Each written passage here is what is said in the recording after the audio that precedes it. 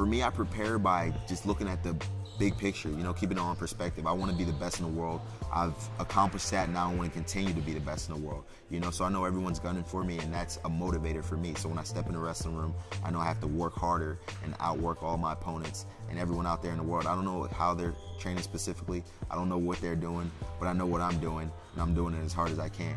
So when you do something as hard as you can step out on the mat feeling confident in your abilities and confident in your training, confident in your conditioning, you're going to win.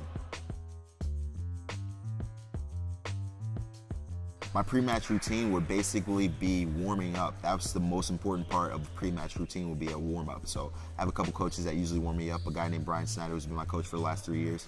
But I try to work out as hard as I can. So I'm practically getting a match in before I actually compete. So I wrestle for about 15 minutes, do a lot of stretching, a couple sprints, basically get exhausted, get my lungs blown out, so that when I actually step out on the mat for my first match, I feel as though I've wrestled already. I feel as though I got that second win, and I can go out there and compete at my highest level.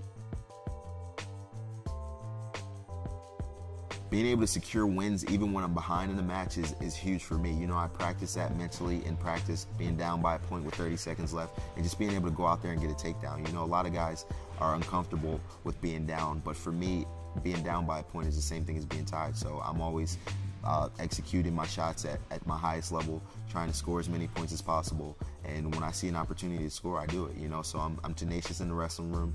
I practice the way I want to compete, and that's the biggest thing for me, when being able to go out there and get that second point when I need it.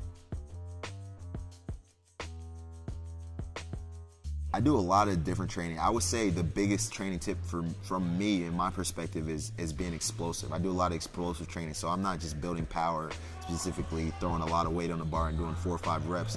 I like to throw light weight on and just do it as hard as I can, as fast as I can. So I'm doing a lot of power cleans, a lot of box jumps, a lot of sled pushes. I'm doing it as fast as I can and as many times as I can, and continue that training, basically like circuit training.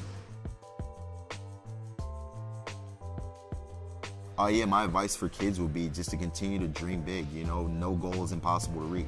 So a lot of people told me throughout my career I wouldn't be at this point in my career, but through hard work, perseverance, and a good training staff, a good family, and a good coordinate group of people, I've made it.